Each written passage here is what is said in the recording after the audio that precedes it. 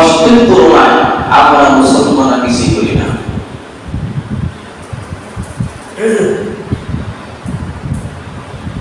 কারো পেলাম মানুষ সৌন্দর্য তৈরি কত দাম, কিন্তু মানুষ নাম দুনিয়াতে হইতে পারে, কিন্তু আখিরাতে সমস্ত মানুষের কি নাই দাম।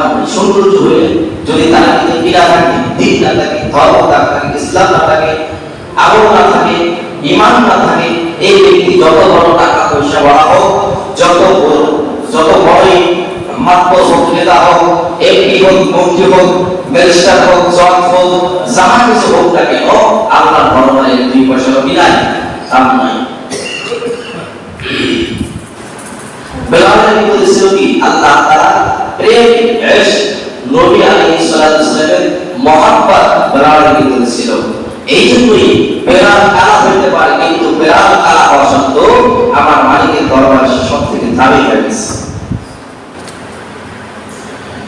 বেলাল রাদিয়াল্লাহু তাআলা উমাইয়ার প্রেম খরবের বলের ভিতরে কাজ করতে আপনারা সবাই জানেন। এই বেলাল রাদিয়াল্লাহু তাআলাকে উমাইয়ার খরব একদিন এমন কাজ দিয়েছে, যে কাজ সবথেকে বড় কঠিন কাজ দিয়েছে, আর বলেছে বেলাল তুমি এই কাজ করবা। আমার বাড়িতে মেহমান আসবে, আমার বাড়িতে মেহমান আসবে, মেহমান আসার কারণে উমাইয়া ইবনে খরব উনি এত বড় ধরনের কাজ দিয়েছে, কি কাজ দিয়েছে। ওই সময়ের যুগে 3 থেকে 4 অথবা 10 কেজির মতো চাল দিয়েছে। এই চালগুলো বেলাল রাদিয়াল্লাহু তাআলাকে ওই জাকার ভিতরে ফিসার জন্য বলেছে, কিন্তু বেলাল রাদিয়াল্লাহু তাআলা অসুস্থ মানুষ, কিন্তু অসুস্থ হওয়াটা এটা ওই মালিকের কাছে বলতে পারে না। বেলাল রাদিয়াল্লাহু তাআলা যে অসুস্থ, এই অসুস্থ কথাটা মালিককে যে বলবে এটা বলতে পারে না। যদি মালিকের সাথে বেয়াদবি হয়েছে কথা বলেন, মুরিদ যদি আবার কি রাগ করে এই জন্য বলে না। বেলাল রাদিয়াল্লাহু তাআলা কাজ শুরু করলো, আটা পিষা শুরু করলো। আটা পিষতে পিষতে রাত 3টা বেজে গেল, রাত 3টা হয়ে গেল। রাত 3টা পর্যন্ত বেলাল রাদিয়াল্লাহু তাআলা আটা পিষলো। আটা পিষার পরে প্রত্যেক আটা বেলাল পিষতে পেরেছে, আর অর্ধেক পিষতে পারে নাই। মালিক এসে দেখে অর্ধেক আটা পিষতে, আর অর্ধেক পারে নাই। এই জন্য মালিক বলতেছে তোরে যে কাজটা দিয়েছিলাম কাজটা কেন করলি না। এখনো পর্যন্ত বেলালের গায়ে শরীরের ভিতরে প্রচন্ড জ্বর, শরীর খুবই অসুস্থ, বলে না।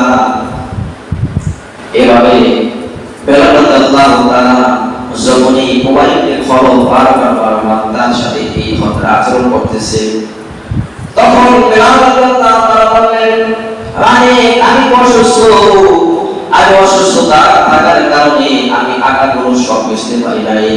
এই জন্য এই বেলাল কি করলো, এই উমাইয়াকে খবর তার জামার কলারের ভিতরে ধরিয়া তাকে মারতে মারতে মারতে থাপড় দিয়া তার বুকের উপর আঘাত করার পরে বেলাল রাদিয়াল্লাহু তাআলাকে রাস্তার এক পাশে ভিতরে দাঁড় করিয়ে দিয়েছে। জোরে বলেন নাউজুবিল্লাহ। বেলাল রাদিয়াল্লাহু তাআলা রাস্তার পাশে দাঁড়িয়ে আছেন। একদিন নয়, 2 দিন নয়, 3 দিন পর্যন্ত বেলালকে কেউ খাবার দেয় না। অনাহার বেলালের কোনো খাবার নাই, পানি নেই, কিছুই নাই। বেলাল রাদিয়াল্লাহু তাআলা রাস্তার সামনে বসে আছে, ঘন্টা ঘুরে খানা, কিন্তু যত মানুষ রাস্তার পার দিয়ে যায় বেলালকে বলে দিয়ে গোলাম এখানে দাঁড়িয়ে আছে কেন, এখানে বসে আছে কেন, বেলাল কোনো কথা বলে না। কিন্তু বেলাল যে 3 দিন পর্যন্ত না খেয়ে আছে, এটা এই দুপুর কথা কেউ জিজ্ঞাসা করে না। এরকম ভাবে অনেকে বলে, কিন্তু তার কতগুলো তারা শোনে না, সে দাঁড়িয়ে আছে। মানুষ যায় আসে, কেউ তার কোনো খোঁজ খবর নেয় না। এবার 1 দিন নয়, 2 দিন নয়, 3 দিন হয়ে গেল। 3 দিন পরে ওই রাস্তাতে আপনার আমার নবী, দয়ার নবী, মায়ার নবী মুহাম্মদ রাসূলুল্লাহ সাল্লাল্লাহু আলাইহি ওয়াসাল্লাম যাইতেছে। যাওয়ার পরে দেখতেছে একটা গোলামি রাস্তার ভিতরে দাঁড়িয়ে সবার বসে আছেন। মায়া নবী দয়া নবী না গোলামকে ডাক দিলেন, কিন্তু ওই গোলামকে নবী ছিলেন না, বেলাল কিন্তু নবী দেখো ছিলেন না, আর নবী কিন্তু বেলাল কিন্তু ছিলেন না।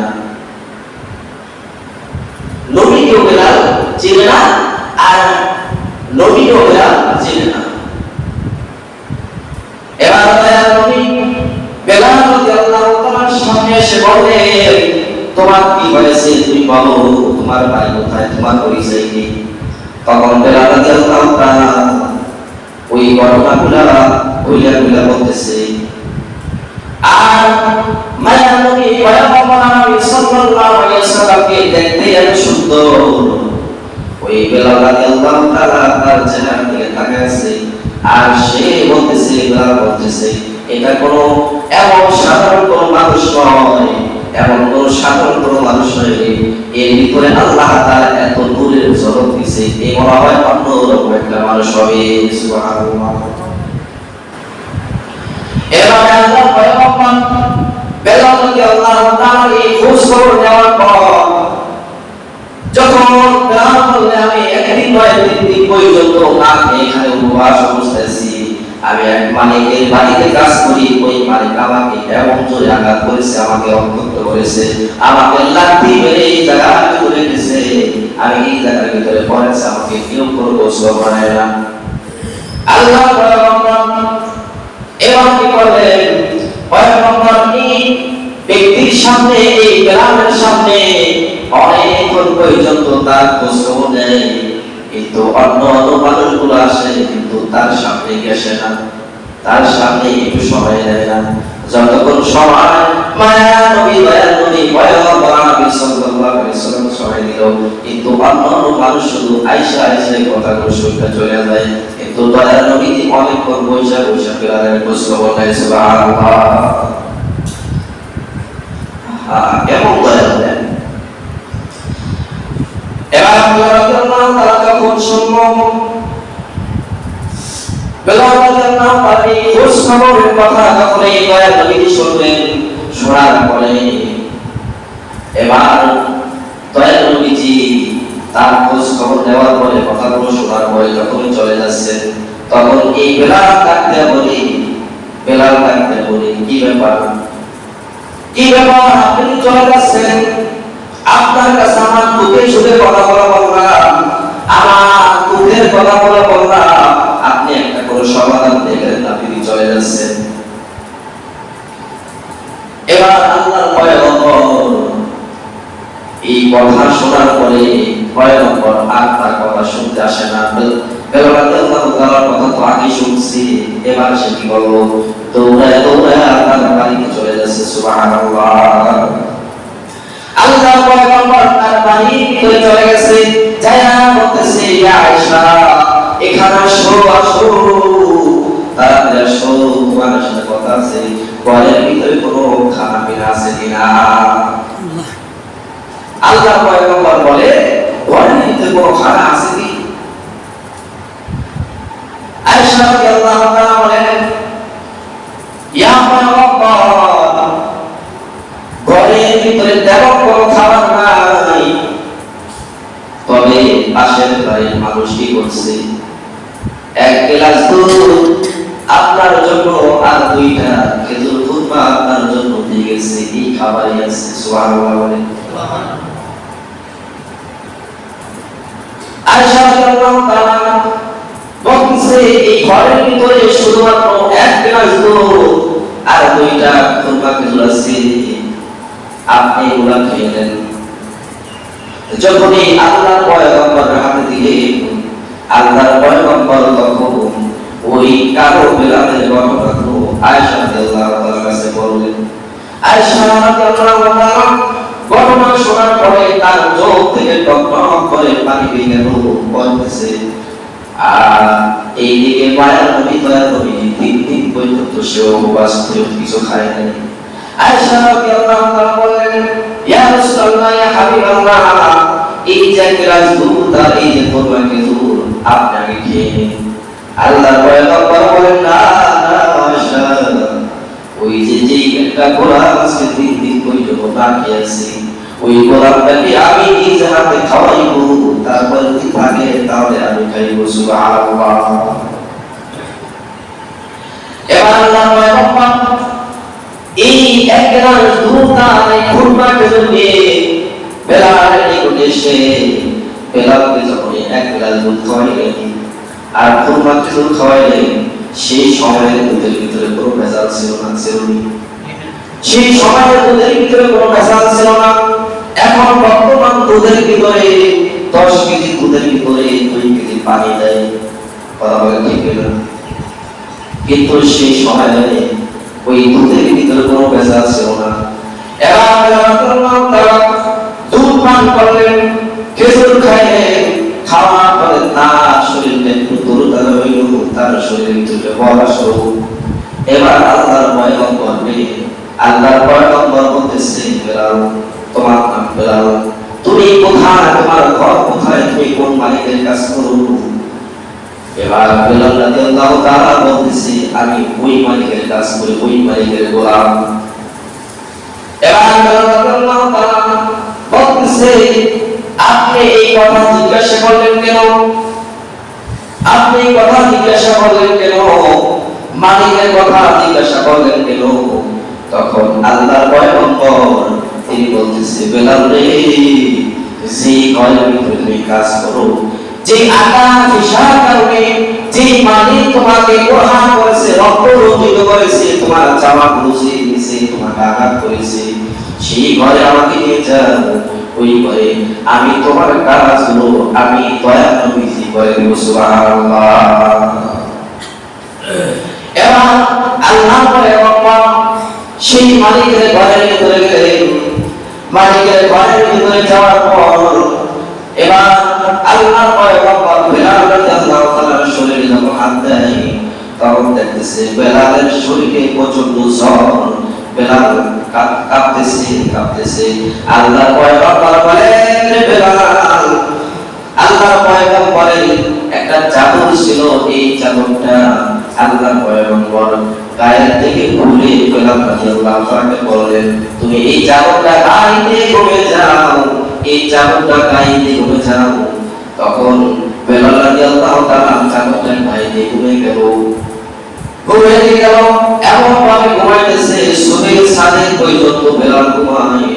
আর এই থেকে মায়ার নবী রাত 3টা থেকে ফজর পর্যন্ত ওই আকাশ ভিজতেছে। সুবহানাল্লাহ। আর সুবহের সাদেক পর্যন্ত এই আল্লাহ পয়গম্বর বেলালের কাজগুলো করতেছে।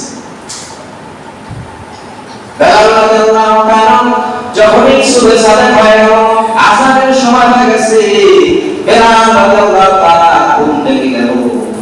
আর ওই চাদরটা একটু সিরা ছিল, ওই সিরার ভিতর দিয়া মাথাটা বের করে, চোখটা বের করে দেখতেছে দয়ার নবী এখন পর্যন্ত ওই আকাগুলো ভিজতেছে। কেমন দয়ার নবী, কেমন মায়ার নবী, মায়ার নবীজি ওর ক্লান্তি আসলো না, সারা রাত্র বসে বসে ওই আকাগুলো ভিজত, কিন্তু একবারও বেলালকে ডাক দেয়া বলে নাই, বেলাল, আমি তোর কাজগুলা করি আর তুই কেন ঘুমাইছ এতক্ষণ পর্যন্ত? কিন্তু নবীজি এরকম ধরনের কথা বললো না। এবার যখন এই আঘাতগুলো ফেসা হলো, এবার বেলাল রাদিয়াল্লাহু তাআলা আল্লাহ পয়গম্বরকে বলতেছে, আপনার পরিচয় কি আপনি সত্য করে বলবেন? আপনি নিজে না খাওয়াই আমাকে খাওয়াইছেন। আপনার গায়ের ভিতরে যে চাদরটা ছিল, এই চাদরটা আপনি নিজে না গাইতে আমাকে গাইতে পরাইছেন। এত আপনার করা, এত সুন্দর, এত ব্যবস্থা করেছেন, এত মায়া করেছেন, দয়া করেছেন, আপনার পরিচয় যদি না দেন আমি আপনার কিছু ছাড়ব না। সুবহানাল্লাহ। আপনি এত কিছু আপনি করেছেন, আপনি আজকে পরিচয় দিতে হবে, আপনি কে? আপনার দেখে বেলাল তার প্রতি আসক্ত হয়ে গেছে, পাগল হয়ে গেছে। আপনার পরিচয় কি আপনি একটু বলেন, আপনার ঘর কোথায়, আপনার বাড়ি কই? কারণ ওই সময় পর্যন্ত কিন্তু বেলাল এবং নবীর সাথে কি নাই, কোনো তাদের সাথে কোনো চিট পরিচয় নাই। নবীকে বেলাল চিনে না, বেলালকে নবী চিনে না। এবার আল্লাহ পয়গম্বর বলেন, বেলাল তুমি আমার পরিচয় জানতে চাও? আমার নাম হলো মুহাম্মদ ইবনে আব্দুল্লাহ। আমার নাম কি? মুহাম্মদ ইবনে আব্দুল্লাহ। এই কথা যখনই বেলাল রাদিয়াল্লাহু তাআলা শুনলেন, বেলাল রাদিয়াল্লাহু তাআলা বসা ছিল, বসা থেকে বেলাল রাদিয়াল্লাহু তাআলা দাঁড়িয়ে দয়ার নবীজির হাত মোবারক ধরে চুমু খেয়ে সুবহানাল্লাহ। যখনই শুনলেন যে আমার নাম হলো মুহাম্মদ বিন আব্দুল্লাহ, আমি আব্দুল্লাহর ছেলে মুহাম্মদ, এই কথা শোনার পরে আর বলছে আমি শেষ নবী। বেলাল বলতেছে আপনি শেষ নবী? হ্যাঁ আমি শেষ নবী। যখন এই কথা শ্রবণ করলাম, শ্রবণ করার সাথে সাথে বেলাল তারা বলতেছে এত আখলাক ওয়ালা মানুষ, এত মানুষের দয়াল প্রেমী মানুষ, এটা আসলে সত্যই একজন নবী, তার ভিতর কোনো সন্দেহ নাই রে। ইয়া রাসূলুল্লাহ, ইয়া হাবিবাল্লাহ, আপনি আমাকে কালিমা পড়িয়া মুসলমান বানায় দেন সুবহানাল্লাহ। তখন আল্লাহর পয়গম্বর বেলাল রাদিয়াল্লাহু তাআলা কালিমা পড়িয়া, আমরা সবাই বলি লা ইলাহা ইল্লাল্লাহ মুহাম্মাদুর রাসূলুল্লাহ সাল্লাল্লাহু আলাইহি ওয়াসাল্লাম। বেলাল মুসলমান হয়ে গেছে। বেলাল মুসলমান হয়ে গেছে। এই সংবাদ যখন এগিয়ে পাইল, ওই যে মালিক, যেই মালিকের ঘরের ভেতরে বেলাল কাজ করত, যখনই শুনতে পাইল এই বেলাল কি মুসলমান হয়ে গেছে, মুহাম্মাদের দরবারে যায়, তখন এই বেলালকে আরো 100% আরো অত্যাচার করা নিয়েছে। আগে তো হালকা হালকা মারতো, এখন মারার সারও সব থেকে বেশি করে। এবার বেলালকে আল্লাহ তাআলাকে প্রচন্ড গরমের ভিতরে, মরুভূমির ভিতরে, অরণ্যের ভিতরে বেলাল রাদিয়াল্লাহু তাআলাকে উপর করিয়া শোয়া শোয়া নামছে জমিনের ভিতরে, আর মহান গরম করিয়া করিয়া বেলাল রাদিয়াল্লাহু তাআলার শরীরের ভিতরে সেক দিত। এইভাবে নির্যাতন আর নির্যাতন চলতেছে। সাইয়েদনা আবু বকর রাদিয়াল্লাহু তাআলা দেখতেছে, আরে এমন মানুষকে এত অত্যাচার এগুলা কিভাবে সহ্য করা যায়। আবু বকর রাদিয়াল্লাহু তাআলা এসে দয়াল নবীকে বললেন, ইয়া রাসূলুল্লাহ, ইয়া হাবিবাল্লাহ, ওই যে ওই গোলামটা এত কষ্ট করতেছে, আর ওই মালিক বেলালকে এত কষ্ট দিতেছে, এত কষ্ট দিতেছে। আল্লাহ পয়গম্বর বলে, কেন এত কষ্ট দেয়? আবু বকর বলে, ওই লোকটা, ওই গোলামটা বেলাল বেশি বেশি করে মালিকের জিকির করে, আসল মালিকের জিকির করে, আহা আহা আহা জিকির করে, এই জন্যই এই ওই কাফের বিদিনটা বেশি বেশি অত্যাচার দেয়। নাউজুবিল্লাহ। এবার আল্লাহ রাসূল বললেন, সাইয়েদনা আবু বকর, তুমি যাও যাও বেলালকে জোরে জোরে যে বেলাল জিকির করে, এই জোরে জোরে বেলাল জিকির করার কারণে ওই মালিকের কাছে ভালো লাগে না, এই জন্য মালিক কি করে বারবার তাকে অত্যাচার করতেছে। তাহলে বেলাল কিন্তু আস্তে আস্তে জিকির করতে বলো। তখন এই কথা যখনই যায় বলেন, তুমি আস্তে আস্তে জিকির করো, তুমি জোরে জোরে জিকির করার কারণে তোমার মালিক তোমার উপরে ক্ষিপ্ত হইয়া তোমাকে অত্যাচার আরো বেশি করবে। এবার বেলাল রাদিয়াল্লাহু তাআলা বললেন, যেই আল্লাহর প্রতি আমি ঈমান এনেছি, মুহাম্মদকে ভালোবেসেছি, যেই দিলের পরে আমি ঈমান এনেছি, আমার জীবন চলে যায়, আমি একটু জোরে জোরে জিকির চালায় যাইব, মরণ একদিন হবে রে, মরণ একদিন হবে, এর ভিতরে কোনো সন্দেহ নাই। আমি জিকির করে করেই যাইব। আহা আহা আহা শব্দ বেলাল বেশি বেশি আরো করতেছিলেন। সুবহানাল্লাহ। আহা শব্দের অর্থ কি? আহা শব্দের অর্থ হলো আল্লাহ এক। বল হুয়াল্লাহু আহাদ, আল্লাহুস সামাদ লাম ইয়ালিদ ওয়া লাম ইউলাদ ওয়া লাম ইয়াকুল লাহু কুফুওয়ান আহাদ। দেখেন বেলাল রাদিয়াল্লাহু তাআলা আল্লাহকে কেমন মহব্বত করছে, আল্লাহর এই প্রেম কেমন তার ভিতরে ঢুকছে, মুহাম্মাদের প্রতি সে কত আসক্ত হয়ে গেছে, কত প্রেম মজা তার পেয়ে গেছে। এই জন্য যত অত্যাচার করেছে কিন্তু বেলাল রাদিয়াল্লাহু তাআলা এই ধর্ম সে ছাড়ে না। ছাড়েনি এমনি ইসলাম আমরা পাই নাই, এমনি ইসলাম আমাদের সামনে আসে নাই, অনেক কষ্টের বিনিময়ে এগিয়ে গিয়েছি। বড় লম্বা ইতিহাস, আল্লাহর ভয় লম্বা। আকাশের ফেরেশতারা দুইবার পেরেছেন, সকল ফেরেশতারা হাওয়া করে দুইবার পেরেছেন। একবার হলো মায়ার নবীজি, দয়ার নবীজি যখন এই আয়াতের ময়দানে গেলেন, যায়া বললেন ইয়া আইয়ুহান নাস কুলু লা ইলাহা ইল্লাল্লাহু তুফলিহুন। যখন এই মায়ার নবীজি আয়াতের ময়দানে যায়া মানুষ সকলকে বললেন, হে মানুষ সকল, তোমরা সবাই বলো লা ইলাহা ইল্লাল্লাহ তুফলিহুন। যদি তোমরা বলো তাহলে তোমরা সফল কাম হয়ে যাইবা। এই দাওয়ার সাথে সাথে লাইফের সমস্ত হিংস্র পশু দানবরা সবাই চতুর্থ দিক দিয়া নবীজির উপরে অত্যাচার, নবীজির উপরে জুলুম শুরু করে দিয়েছে। দয়ার নবীকে চতুর্থ দিক দিয়া পাথর মারা শুরু করে দিয়েছে।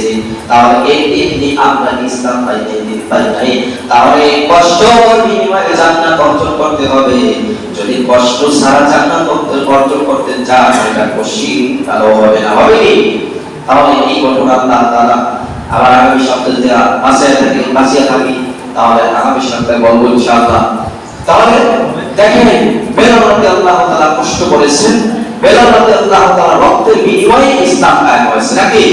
ইসলাম আমরা পেয়েছি। তাহলে কষ্ট করতে হবে না, এই দুনিয়াটা কষ্টের জায়গা, ঠিক না? এই দুনিয়াটা পরীক্ষা হয়, এখানে বৈশা মানুষ করবে, পরীক্ষা দিলে কষ্ট করবে। মুমিনকে পরীক্ষা আল্লাহ তাআলা দিবে নাকি?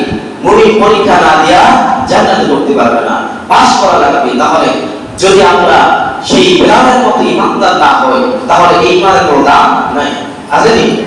সেরকম ইমানদার আমাদের হতে হবে ইনশাআল্লাহ। আল্লাহ পাক আমাদেরকে তৌফিক দান করুন। ওয়া আখিরু দাওয়ানা আলহামদুলিল্লাহি রাব্বিল আলামিন।